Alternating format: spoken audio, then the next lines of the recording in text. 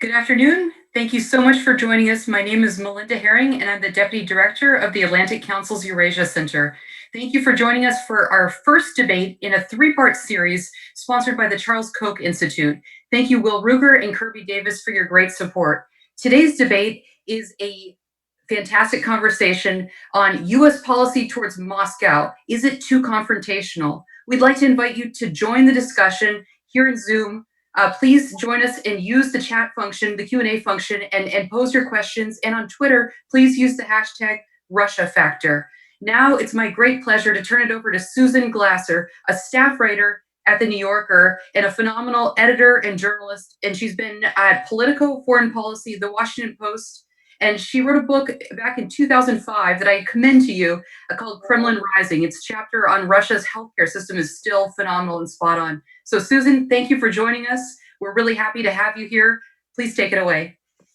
Well, thank you so much, Melinda, and thank you to everyone for joining us today. This will be a fun experiment, a Zoom debate. We have two teams. I'll introduce them to you in a second. We have basically a moderated debate with strict time limits. We'll hear from each side first. Team Yes have drawn the lucky straw. And then Team No, also known as Team Ambassadors. Then we will hear some of your questions in the debate. And then I do think you get to vote on a winner, at least on Twitter, after all of this is over. So let me jump right in and tell you a little bit about who are the debaters today. And then we can hear from them. They'll each get a chance to make short opening statements, and then we'll go into a moderated debate for each side. So in the order that they'll be appearing today, we're going to hear first from Dr. Emma Ashford, who is a research fellow at the Cato Institute in Defense and Foreign Policy. She follows Russia, Europe, the Middle East, and I believe is currently working on a book on the foreign policy of petrostates, Russia included. Emma, thank you so much for joining us today. Good luck in the debate. Her teammate is George Beebe, who is the Vice President and Director of Studies at the Center for the National Interest. He's not only a leading Russia policy specialist there, but he spent more than 20 years inside the US government as an intelligence analyst, diplomat, and policy advisor, including serving as director of the CIA's Russia Analysis Unit and working as a special advisor to Vice President Dick Cheney on Russia and Eurasia. Thank you so much, George, for joining us today. Then, Team Ambassadors. We have Ambassador John Herbst, who's also our host, I guess, today, as director of the Eurasia Center at the Atlantic Council. He spent 31 years in the U.S. Foreign Service as a career officer, retiring at the rank of career minister. He served as U.S. ambassador to Ukraine during the period when I was based in Moscow. He was ambassador to Ukraine from 2003 to 2006. And prior to that, he was U.S. ambassador to Uzbekistan from 2000 to 2003. Thank you so much, Ambassador Herbst, for joining us today. And last but certainly not least, Ambassador Steve Pifer, who is currently the William J. Perry Fellow at Stanford's Freeman Spogli Institute for International Affairs. And before that, was not only ambassador to Ukraine for the US, but he also is a career expert on nuclear arms control, Ukraine, Russia, and like. So Steve, thank you so much for joining us from California. You promised not to make that part of your arguments today. Just about the weather. That's right. Well, look, I can't think of a more timely subject, in part because I'm hoping all of you can help me understand what actually is U.S. policy toward Russia right now. I'm not entirely certain I could characterize that at the moment. So that's certainly one thing I hope that we can all bring out today. But clearly, over the last few decades, we've gone through cycles of confrontation and cooperation, many of which have arguably led to a similar result. And now we have a moment when Vladimir Putin has surpassed the modern record of tenure in the Kremlin of anyone except for Joseph Stalin. In modern years, he's about to hold a referendum to extend his rule even longer. So this seems like a good moment to discuss the question of what exactly our policy is right now, or perhaps what it should be in the future. So with that, I will not hold this discussion up any longer. Emma, the floor is yours for brief opening statements for Team Yes. Thank you so much. Great. Well, I'd like to say thanks to the Atlantic Council and the Charles Koch Institute for holding this debate. I think it really is an important topic, and it's one that during the Trump administration we have either excessively politicized or sort of shoved to the side. And Susan actually gave me an excellent setup for the remarks that I was planning to make, which is to argue that policy towards Russia today is simultaneously too confrontational and too ill-defined to be any good. So what do I mean by that? So our policies today are very confrontational, at least at a pragmatic, practical level. The steps that the United States has taken over the last 20, 25 years, everything from NATO expansion to considering ballistic missile defenses in Eastern Europe, to withdrawal from various arms control treaties in more recent years, sanctions since 2014, the sort of repeated appellations of Russia as some kind of rogue state or some kind of malicious actor that's out to undermine America everywhere in the world. Our support for the domestic opposition inside Russia, all of these things, some of which may have had good rationales behind them at the time, but all of these things, when put together, create a policy that is incredibly confrontational. And when viewed from Moscow, it's not hard to see why Russia considers US policy today to be a major threat to not just perhaps its ambitions, which is something we might actually want to oppose, but to the regime's very existence and its stability. And that's a problem. But in addition to the policy being very confrontational, it's also extremely ill-defined. We are confrontational with no clear goal. If you were to ask me what we want from our policies towards Russia, I'm honestly not sure I could tell you, particularly in the Trump administration, where we have a president that says one thing and a national security, whether you want to call it establishment or deep state or whatever language you prefer, the fact is that almost every cabinet appointee, every nominee of the Trump administration, and most of the national security establishment oppose Trump's policy just in general. More broadly, back into the Obama administration, in the Trump administration, the question of what we want was not clear then either. Do we want the Russians to withdraw from Crimea? Probably. Do we want them to give up on Ukraine? Probably. Do we want Russia to be more democratic, to respect human rights? The problem is that a lot of these things, these are ships that sailed a long time ago. If these were ever truly possible policy goals, they are no longer possible. Second problem is that we have given absolutely no sign of what Russia could do to improve relations with the US.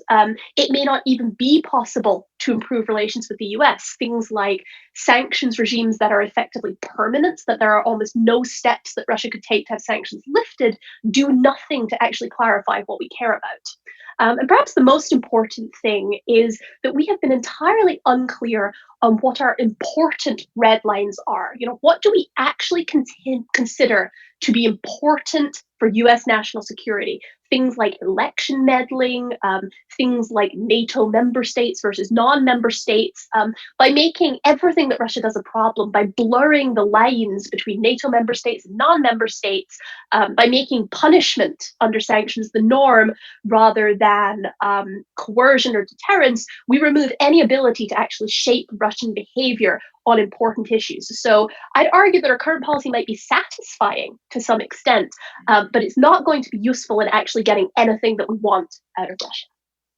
Thank you so much, Emma. George, over to you. Great. Thank you, Susan. Thank you to the Atlantic Council. Thank you to the Koch Institute. I'd like to frame this question by turning back the clock about 50 years. Let's pretend for a minute that it's 1969. Richard Nixon is entering the White House.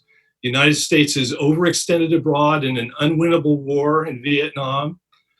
We have a chief geopolitical rival, the Soviet Union, that is fast approaching military parity with the United States, if not superiority. We have significant economic challenges that are related in part to having run up large budget deficits.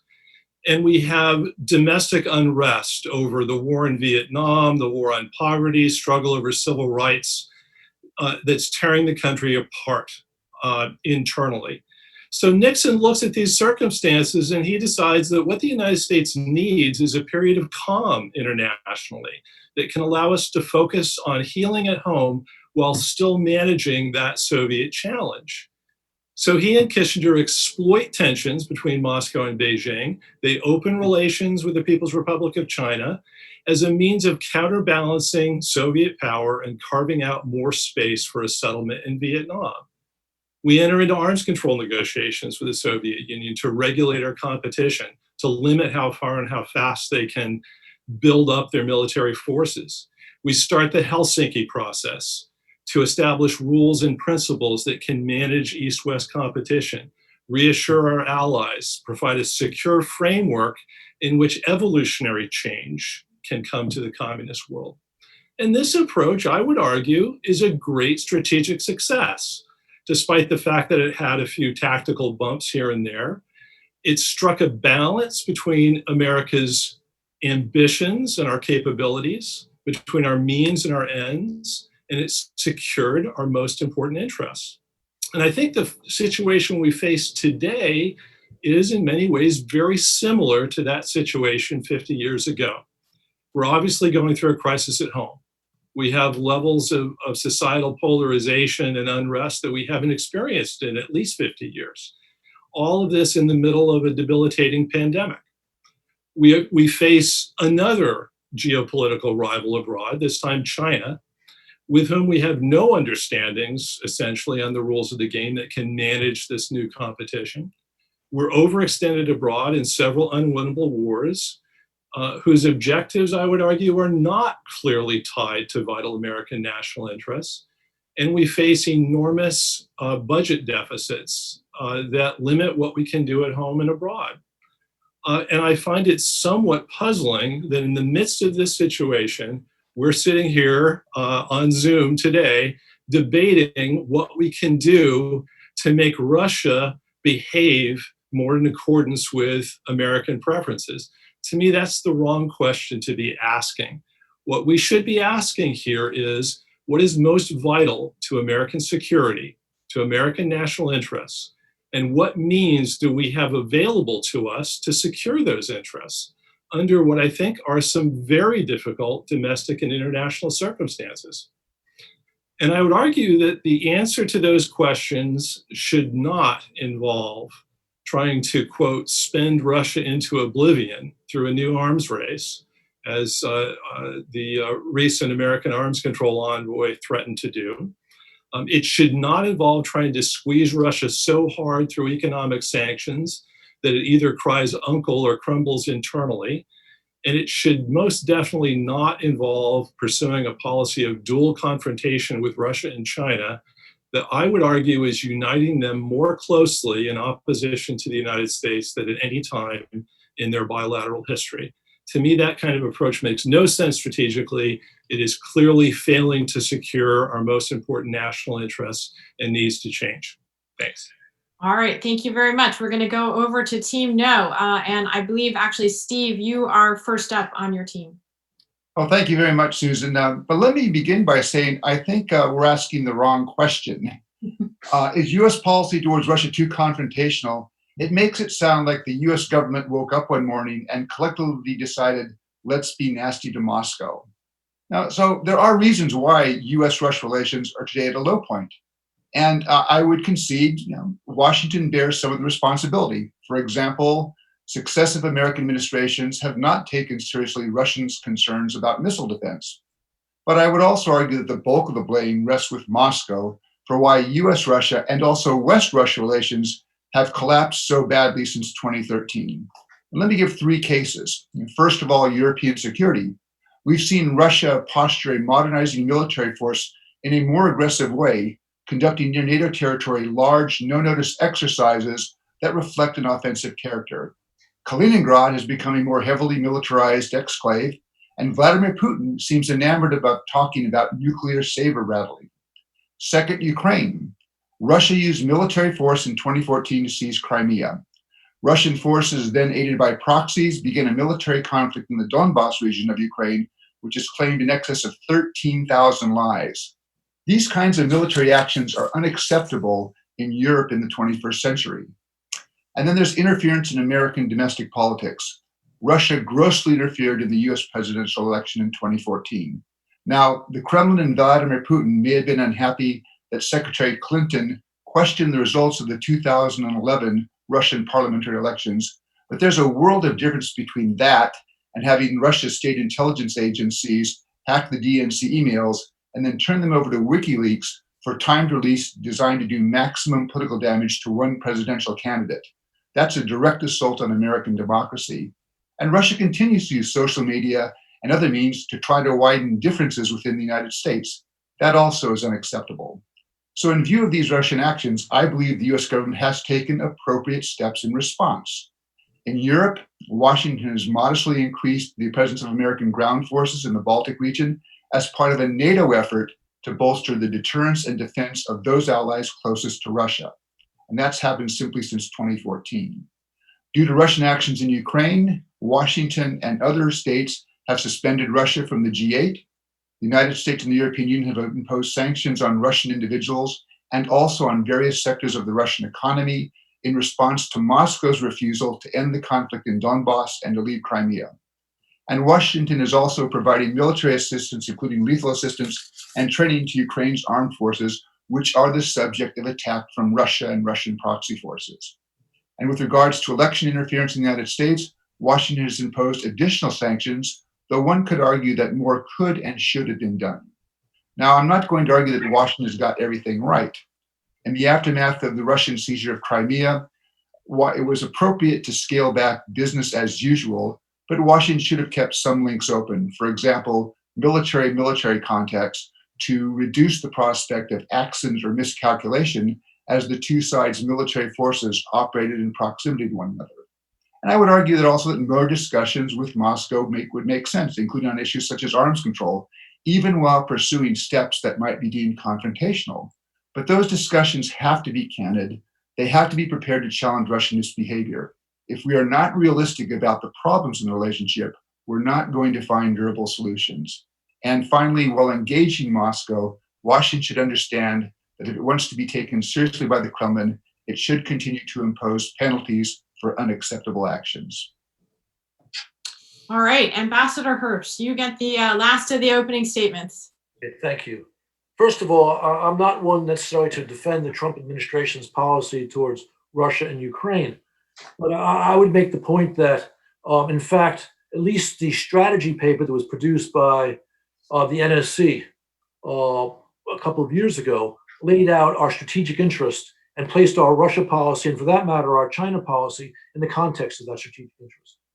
And just to make it clear, the United States created a system after World War II, an international system, economic and political and security, that produced unparalleled prosperity and unparalleled peace. Sometimes is referred to as the international liberal order. And we have a great interest in maintaining that order. There's no question that Russian foreign policy, at least over the past 15 years, has moved decisively against that international order. We all know about the Valdai Club that Putin hosts. And there have been Valdai Club discussions based upon the notion, international order, new rules or no rules. And the rules that the Kremlin wants to undermine are the rules established by the Helsinki Agreement in the late 1970s and the Paris Charter in the early 1990s, which essentially said that all countries have the right to territorial integrity and to sovereignty and to choosing their own alliances and their own friends. And Kremlin policy has been working directly against that. And as part of that policy, they initiated a war against Georgia in 2008 and against Ukraine in 2014 for exercising their sovereign rights. And we now have war in Europe, which we did not have before. Our policy has a strategic basis, which makes complete sense. George spoke eloquently about Nixon's excellent policy of using China against the Soviet Union 50 years ago. The problem, though, with making that analogy work today is that 50 years ago, while China was not a friend of the United States, it was not pursuing on a massive basis internationally dangerous policies, whereas the Soviet Union was.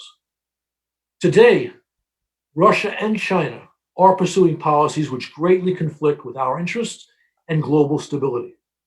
And in fact, if you look at what's happened over the past several years, Russia has been the leader in trying to undermine international order, and China, watching a relatively weak Western response, has followed suit. Now, in fact, the title for this conversation about is our policy towards Russia too confrontational reflects the fact that starting in 2014, we began to respond to Kremlin aggression in ways consistent with our interest. But this is a result of Kremlin violation of international norms and Kremlin efforts, A, to undermine the transatlantic relationship, to undermine NATO, Russian efforts to undermine the European Union, and Russian efforts to interfere in Western domestic politics, whether it's in promoting Brexit in the UK or interfering massively in our elections in 2016. And we are advancing our own interest in making the Kremlin pay a penalty for their policies. I suspect that if the West continues to maintain these strong policies, sanctions, the military deployments that Steve referred to, providing arms to Ukraine, Kremlin policy will eventually change. China is a much greater threat to the Kremlin, to Russia, than it is to the United States. We have a real economy, which Russia does not. We do not share a border with China. And once the Kremlin stops its aggression in Europe, we will be able to work with Moscow against the revisionist policies of Beijing. That will only come as a result of our policy of strength, not a policy of appeasement to Kremlin aggression. Thank you. Well, thank you, everyone, for your opening statements. We're now going to move to the moderated debate portion of this, and I'm going to question Team Yes for 7 minutes, and then Ambassador Pifer is going to offer a short rebuttal, and then we'll switch sides for the questioning. So I'm just going to jump right in here, George and Emma. Emma, I'm going to start with you. We heard from you about Russia's grievance, whereas we heard from the other side, I would say, about the American grievance that informs the relationship. So my question to you is, do you have a different threat assessment of Russia than your colleagues, the two ambassadors? What is the United States, and if so, what is the United States supposed to do about challenges from Russia to the existing international order? Yeah, I'd say there's two questions that we have to answer. So one is, do I have a different threat assessment? And the other is, who the threat is actually to. So on the first one, I think I do see Russia as somewhat less threatening than my panel colleagues over on the other side. Russia is, if not a great power in decline, a great power whose ability to project that power is extremely limited. Russia is not the Soviet Union. Russia is not capable of conquering large parts of Europe. Russia is not capable of engaging in long-range interventions. If you look at the intervention in Syria, for example, very small, no clear plan for withdrawal. Russia has not actually been able to mold that situation to its needs. So I view Russia as fundamentally, at least on a military level, somewhat less threatening. But I think the other point is that both Ambassador Herbst and Ambassador Pifer suggest threats from Russia as they relate to countries in Eastern Europe. Now, some of those countries are NATO member states that has more of an impact on US security. Some of those countries, notably Ukraine, notably Georgia, are not NATO member states. So my question to them would be, why, when we're gauging Russian threat, are we not talking about American interests and we're instead talking about Ukrainian interests? Okay, so I want to quickly follow up with you, Emma. Do you believe Russia intervened in the 2016 election, and what would you do about it? So that is a different question, and I absolutely believe that Russia intervened in the election.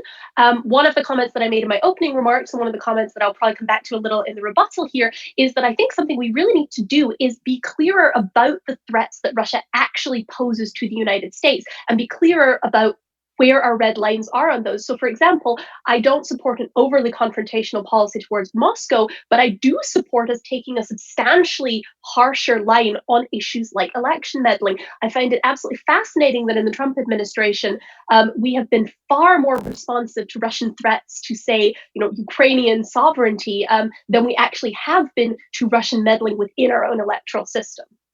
George, you gave us a very interesting account of détente and why it worked for the United States back in a previous generation. But when it came to the present day, I heard a lot of very smart observations about what doesn't work when it comes to dealing with Russia. So what I didn't hear from you was your view of what does work when it comes to dealing with things like Russia's election interference or its incursion into Ukraine or its takeover of Crimea. Well, I think what we need to focus on today with Russia on issues like that is establishing an understanding of rules of the game. What is going to govern our mutual behavior when it comes to things like what's going on in the other's internal political affairs. Obviously, what the Russians did in 2016 was unacceptable, and the United States needs to draw very clear red lines about what's in bounds and what's out of bounds. And that doesn't mean that all forms of involvement in the other's domestic political affairs are necessarily going to be out of bounds. One of the things that the United States, I think, has insisted on is our right, our responsibility to support democracy, to support democratic processes in other countries, including in Russia.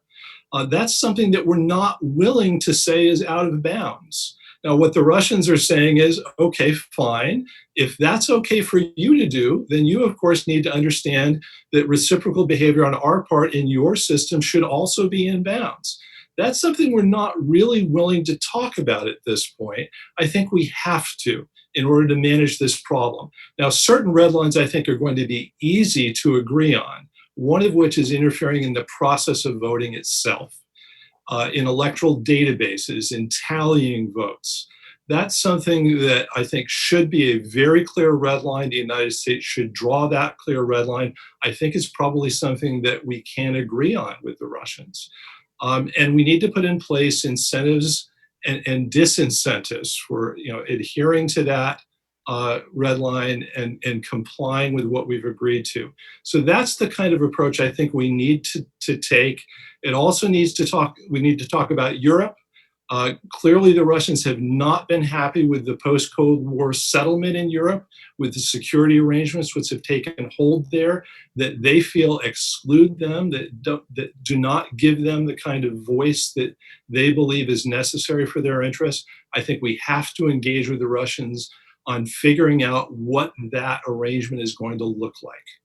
All right, let me just quickly, because we're going to run out of time, bore in a little bit on your view of this mutual red line establishment. Russia denies that it interfered in the 2016 election. So how are they going to agree that they violated a red line? And how would it be not confrontational for the United States to say, well, we believe that you have, and therefore we're imposing sanctions as a result of this action that you don't agree that you took, given that Russia has a long history of failing to acknowledge things that our own intelligence community, and you've seen this many times yourself, have said to be the fact?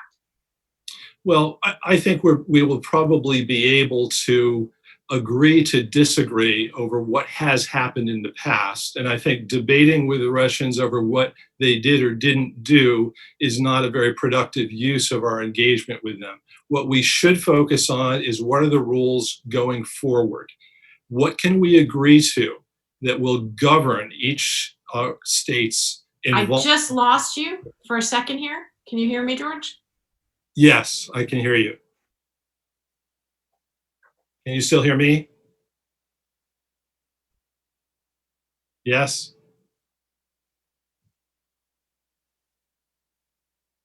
Uh-oh. I think we've lost Susan. Might have lost Susan, I'm sorry. Well, Should we proceed? Yeah, why doesn't George finish up what he was saying, and then we can turn it back to, I think it's Steve for his rebuttal. Okay. Yeah, my point was simply that we don't need to look at the past and debate over what happened. We can focus on rules that will govern the future. Okay, well, why don't I respond? First of all, let me say that I agree with Emma that Russia is not the Soviet Union. But that is not a reason why we should acquiesce in bad Russian behavior. Now, as for George's point about the Nixon approach, I'd actually look more towards the Reagan approach, which showed that you could both engage with Moscow but also confront Russia or the Soviet Union where the Soviet Union deserved to be confronted. So, for example, in the late 1980s, significant progress was being made between Washington and Moscow, while at the same time, the United States was arming the Mujahideen against the Soviet incursion in Afghanistan.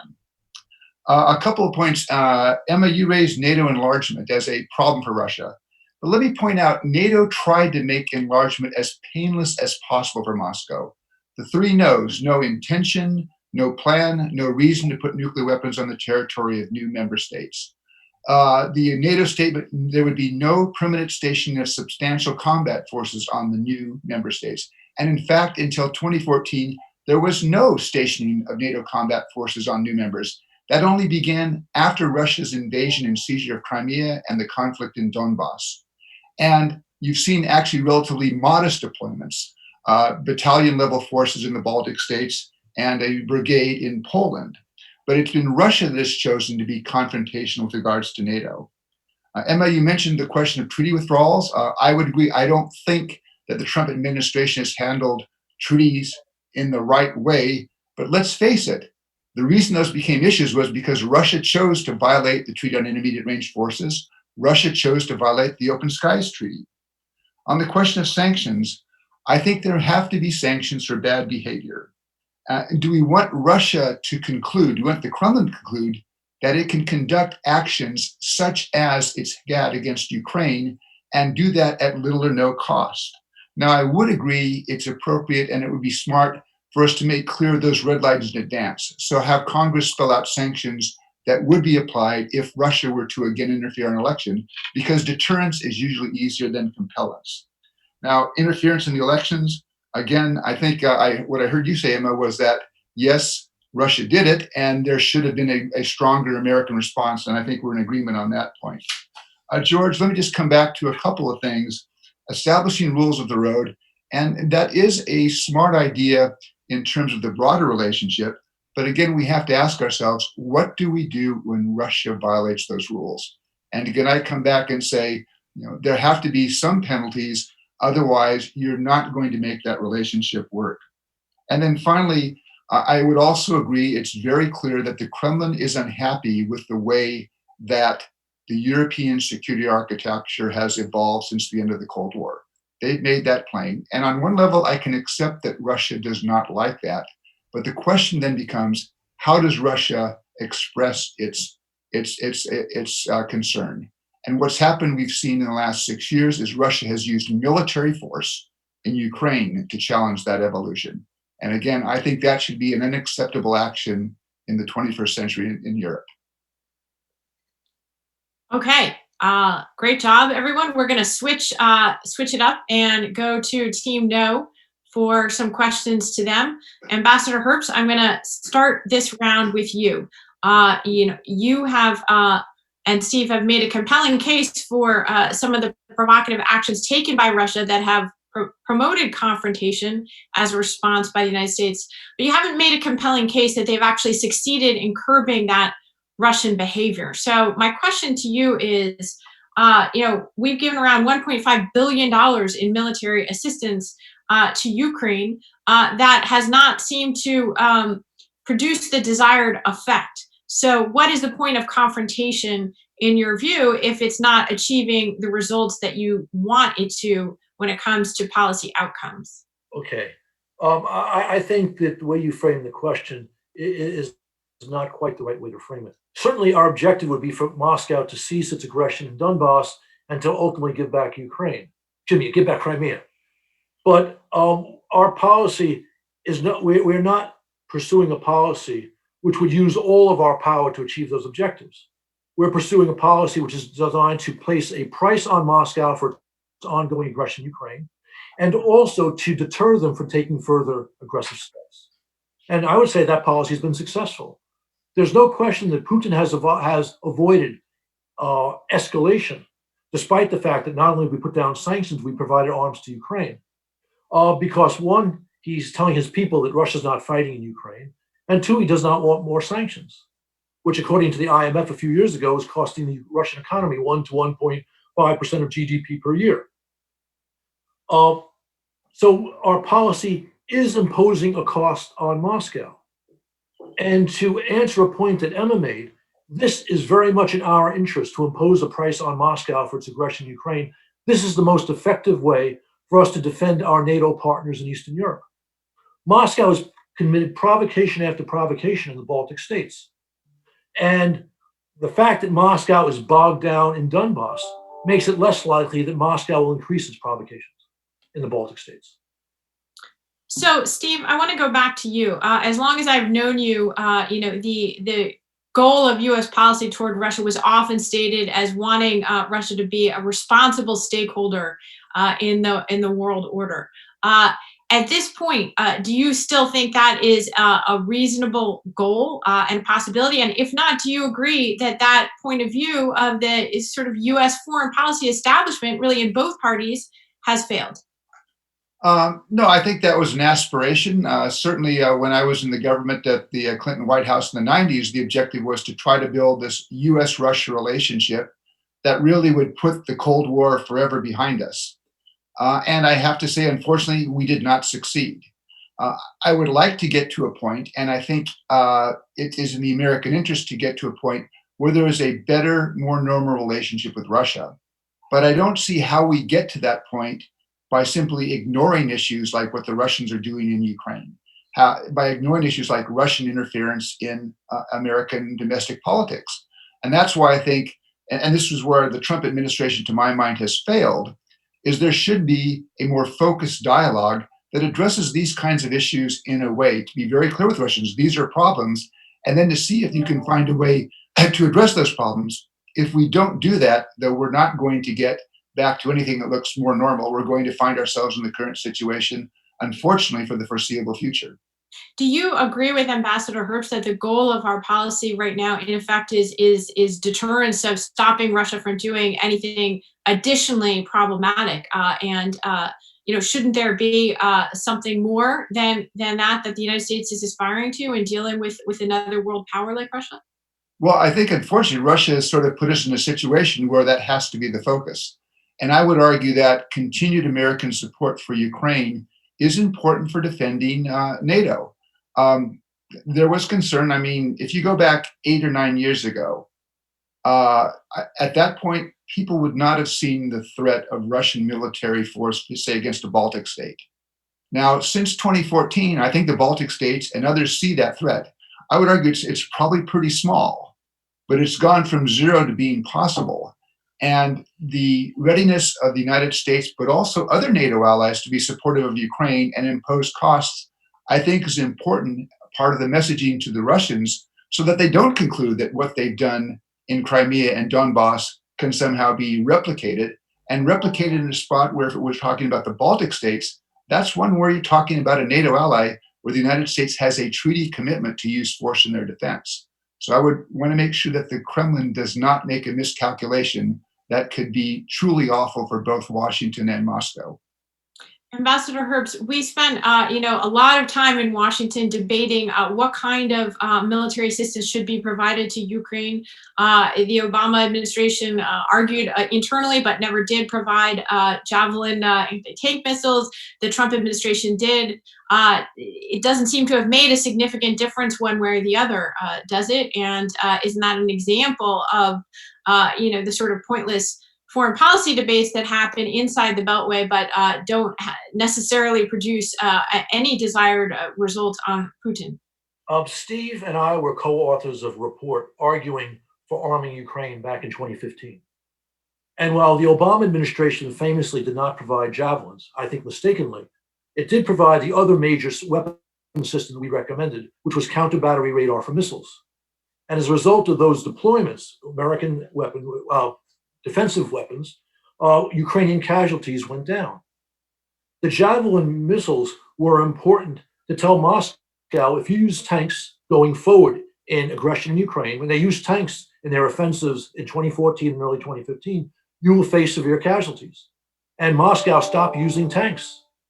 Even before the Javelins were provided, but when Javelins were already being discussed. So I would say the weapons we have provided to Ukraine have kept the conflict within Ukraine within bounds, which was precisely the reasons for providing them. And it's important to note the critics of this policy step said that Moscow would exercise this wonderful phrase, wonderful but false phrase, escalation dominance, and put more stuff in there. And of course, that never happened. Because Putin has to worry about, again, not just sanctions, but the fact that the Russian people do not want Russian soldiers fighting in Ukraine. All right, Emma, you get to have the 4-minute rebuttal to this round of the questioning. Great, thanks. This is a really great discussion. So let me rebut a few specific points and then make a couple of broader arguments. So on the point made by Ambassador Herbst early on, that Russia is fundamentally different from China during the Cold War because China was not destabilizing. I mean, we're talking about an era in which China helped to wage the Korean War. So I think arguing that Russia today is any different than China in the Cold War is pretty misleading. The question is whether we can reach a détente, as we did with China during the Cold War. It's getting out of this tit for tat that we're in at the moment. A second point, Ambassador Pifer's point about NATO expansion, that NATO partners in the US tried to make it as painless as possible for Russia. I certainly don't want to relitigate what has been a thorough academic and policy debate on this question over the last few years, but I'd make a few points. There were 3 rounds of NATO expansion. Some of those rounds were more problematic than others. If you actually look at the academic literature on this question, you'll find scholars basically showing that both Russia and the US argued in fairly good faith about NATO expansion. Both sides believed different things. Russia believed that NATO wouldn't expand. US policymakers believed that it wasn't a problem. But the biggest problem with that really is that despite all these intentions, Russia was still effectively cut out of European security as an actor. When in the early 1990s, there were a lot of promises made about Russia becoming a player in the architecture of European security more broadly. So NATO expansion, whether or not we intended it to be bad, has been problematic. A third point, Ambassador Herbst's point on the liberal international order and the threat that Russia poses to it. Again, a large debate I don't want to entirely relitigate here, particularly because I kind of hate whataboutism. But you could make a very coherent argument that the United States has done as much damage to the liberal international order as Russia has. Russia invaded Crimea, we invaded Iraq. Both are violations of sovereignty. Both serve to undermine that norm. So I think we should be very careful about throwing stones on that issue and about implying that Russia is a major threat as a result. A couple of broader points. In Ambassador Pifer's initial remarks, he talks about 3 specific areas where the blame lies with Moscow for the deteriorating relationship: military buildup, Ukraine, and the election hacking. My point is that those 3 are all concerns, but I would not prioritize them all equally. One of those, election hacking, is a major concern for the US, for our democracy, for us here at home. Ukraine is far less so. It's not even a NATO member. And so my point is that by elevating everything to this level of everything is a major concern, we can't actually handle the things that are most important. And then I guess the 5th point that I would make here is sort of a big question that I think comes out of the other side's statements more generally. Statements like, we need to do something about Russia's unacceptable behavior. Are we trying to shape behavior here, or are we trying to achieve our own interests? And it seems to me that many of the things that we're talking about here, punishing Russia for its actions in Crimea, there's no policy path that leads us to an outcome that's actually good for the US here. It's about inflicting pain. It's not about deterring or coercing behavior change. And so I see, and I think George will probably pick up on this a little in the end, that there's not a lot of benefit to freezing Russia out of international politics. It would be far better to work with them where we can, and to try and actually turn that to our advantage. Emma, thank you so much. We're now going to go to our 8-minute concluding portion of the debate, and then we'll take the audience questions after that. So we have 4 minutes per side, and John Herbst will be up for the no team. Okay, first, let me just make a couple of specific points, or rebutting the rebuttal. China in 1969 was not China in 1950 when China sent its troops into Korea. China in 1969 already had its fight with Moscow along the border region, and China was a very different international actor. So in fact, whereas the Kremlin today is a principal breaker of the international system, China was not in 1969, which does not say its behavior overall was good. So the analogy doesn't work. Two, to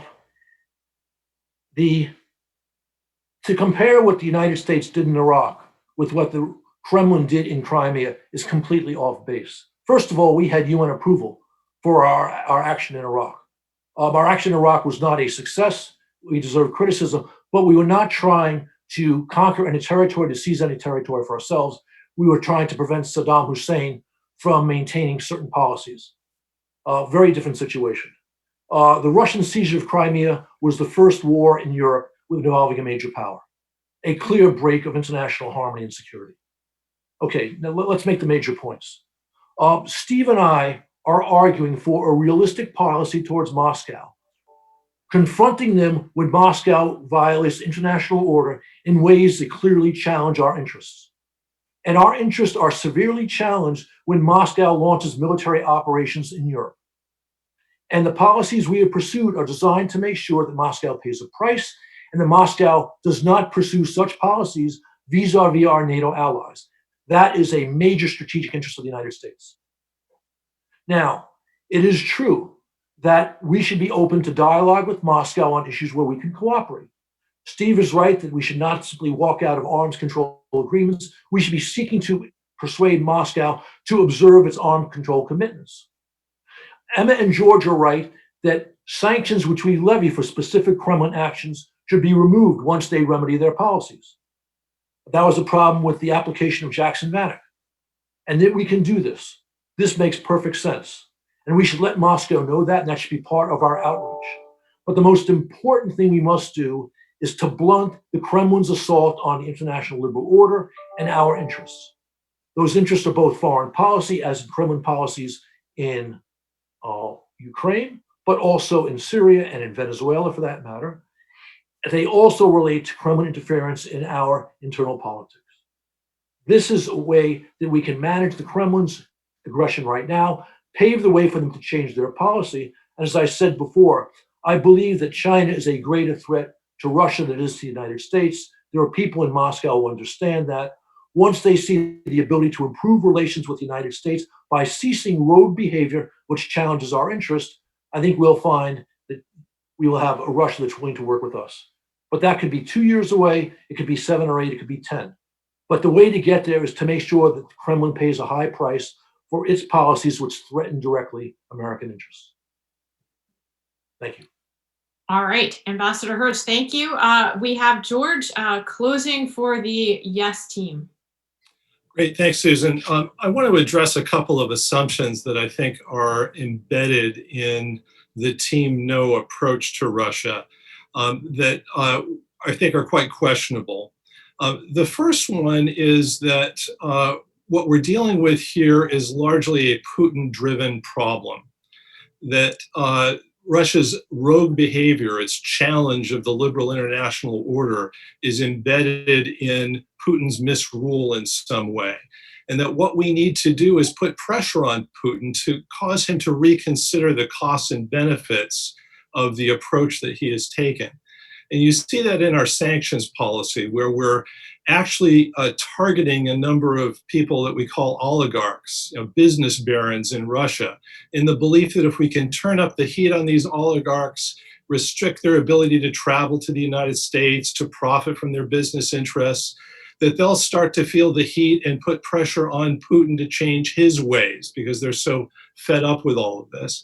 And I think this is a fundamental misunderstanding of the hierarchy of power in Russia. These business barons once, I think, deserved that term, oligarchs, during the 1990s and early 2000s, but they no longer do. They owe their wealth, their perquisites, to the Kremlin and Putin, not the other way around. And efforts to tighten sanctions on Russia's elite are in fact being counterproductive to broader US interests. They're not putting pressure on Putin. In fact, they seem to be increasing support for him within the elite. The second thing I think we assume is that if Putin goes or changes his approach to governing in some way, that Russia will change its attitude toward things like the European security arrangement, NATO expansion toward Russia's borders. And I don't think that this is fundamentally a Putin problem. I think this is a Russia problem. I think he represents the center of political gravity in Russia on these issues. And that any regime in the Kremlin, in Moscow, would have real problems with NATO expansion and with the current security arrangements in Europe. So we need to approach Russia in a fundamentally different way if we want to create a relationship that serves our vital interests, that does not drive Russia and China together in opposition to the United States, and is better reflective of our needs right now, both domestically and internationally, during a very difficult period. Thanks.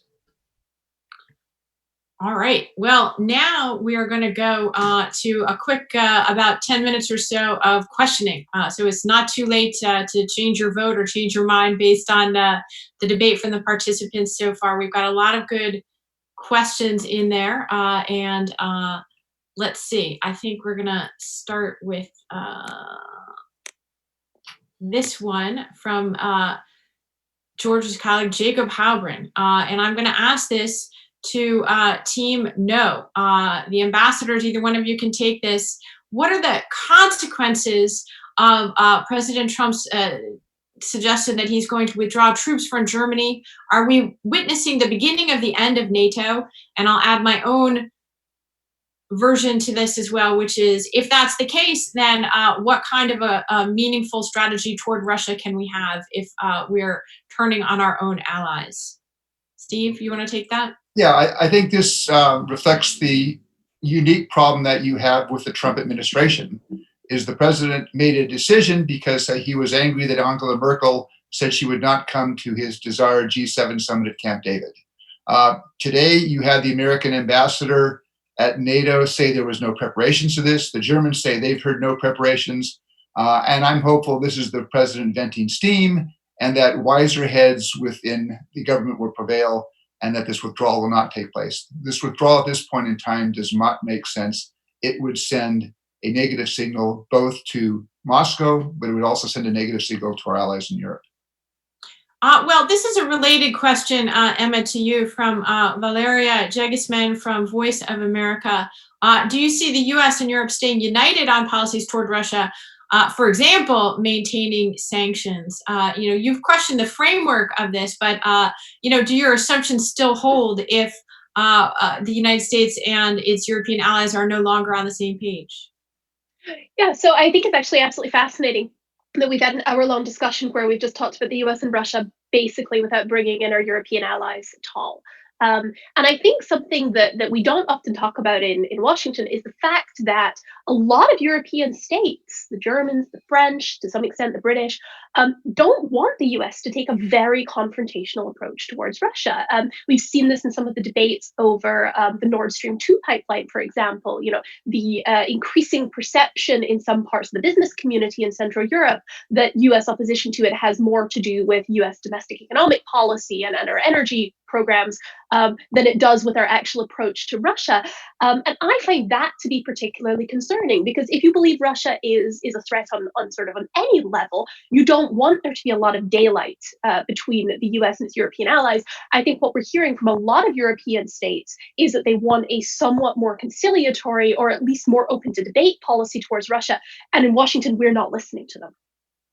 So here's an excellent and pointed question, George, to you from longtime colleague, former Ambassador Dan Freed. He asks, does George Beebe's closing statement mean that a better relationship with Russia must start with U.S. retreat from its support for Ukraine or other U.S. unilateral concessions? Well, I think from a tactical point of view, you never start out any kind of negotiation with concessions. That's just not a sound negotiating principle. But I do think the United States needs to pursue policies in Ukraine that are not tactical, but strategic, that are embedded in a goal of European security arrangements and rules of the game that would apply to all of the great powers that are achievable and sustainable. Right now, we're not seeing that. Right now, we believe that we have the power to create outcomes in Ukraine, such as bringing Ukraine into the European Union, bringing Ukraine into NATO, that I think are not possible. We don't have the power to do that, whether we like it or not. And the Russians do have the power to prevent those outcomes. So I do think we need to approach that problem of Ukraine with the understanding that certain outcomes that might be desirable are not achievable given the current balance of power in that region between the United States and Russia, between Europe and Russia, between Russia and Ukraine. George, a quick two-finger question of my own, and then we'll move on. Given that you think unilateral concessions are not advisable, should I take that to mean you are against President Trump's invitation to Russia to rejoin a reconstituted G7? I'm not against it in principle. I think that's something that you can set as an ultimate goal. I don't think it's something you offer at the beginning of a negotiation. It's something that you might want to put as a longer term objective that can be achieved after a series of things have been achieved that allow that sort of outcome to occur. Okay, well, I know we're running out of time, so Ambassador Herbst, this might be the last or close to it question. This comes to you from Matthew Wisniewski. Since you referred to the effectiveness of sanctions, he wants to delve into that a little bit more. He asks, how have Washington's sanctions against various Russian individuals, economic sectors, and or the economy deterred Russian foreign policy aims? If these sanctions were so effective, especially after multiple rounds of sanctions, then shouldn't this logic dictate that Moscow should scale back from Ukraine or from cyber attacks or from other frozen conflict zones in Eurasia? I've said that they've been effective in Ukraine in helping persuade Putin to avoid additional escalation, and effective not by themselves, but in connection with our sending arms to Ukraine, and also the Kremlin concern about Russian casualties. So these things together have provided a certain limit on Kremlin activities. They are not a panacea. They're not going to get Moscow to leave Ukraine, except maybe over time. I agree with Emma and George that we seem to be indiscriminate in use of sanctions. We have to make our sanctions policy clearer, including, as I said before, the ability to remove them, so that Moscow understands that there's a reward for better behavior. But sanctions policy have been a critical part of our effort to contain Kremlin aggression. That's why Moscow has devoted so much attention to trying to ease them, if not lift them. All right, and then I guess we'll have a final question here. I think this is an excellent big picture question that came in from, sorry, let me just call this up. The question is from Chris Krylova. Why does the United States spend so much time figuring out how to respond to Russia's aggression and interference after the fact, instead of taking preventative action beforehand? It seems to me this is an excellent question, really, for all of our panelists. I'm going to ask Emma and Steve to give us a quick response to each of it as a note to end us on.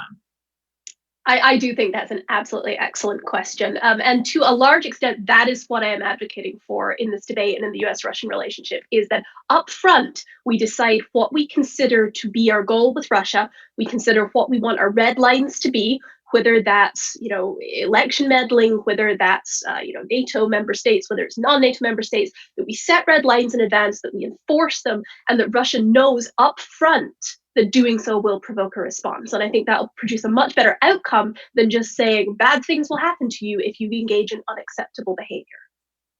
All right, Steve, the last word to you then. Great, I'll make just 2 points. The first point is, I think by assisting Ukraine, by doing that, we are signaling Russia that other things that they might be considering will have costs. So there is a deterrent value to our support for Ukraine. And then the second point, I think, is one where I think John and I agree, and I think maybe Emma agrees as well, and perhaps even George, is that there would be value, for example, in the use of sanctions, for example, Congress to say in a law that if Russia interferes, these will be the sanctions, so that Russia knows before it interferes in American politics what price it will pay. Because I think history has shown that deterrence is easier than compellence once a bad action has been committed. So All I'll right. end up on that point of agreement. On that positive, I guess what counts as a positive note, I want to thank everybody. This is a pioneering Zoom debate here for the Atlantic Council and the Koch Institute. I know Melinda Herring from the Atlantic Council is gonna say goodbye and tell you about future programming. In the meantime, for those of you who are still listening, you can vote. There were disagreements today. So I believe there is a Twitter link, and you can vote on the Atlantic Councils, and let's see who the winner is.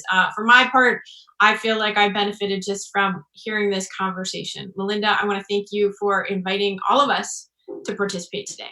And over to you.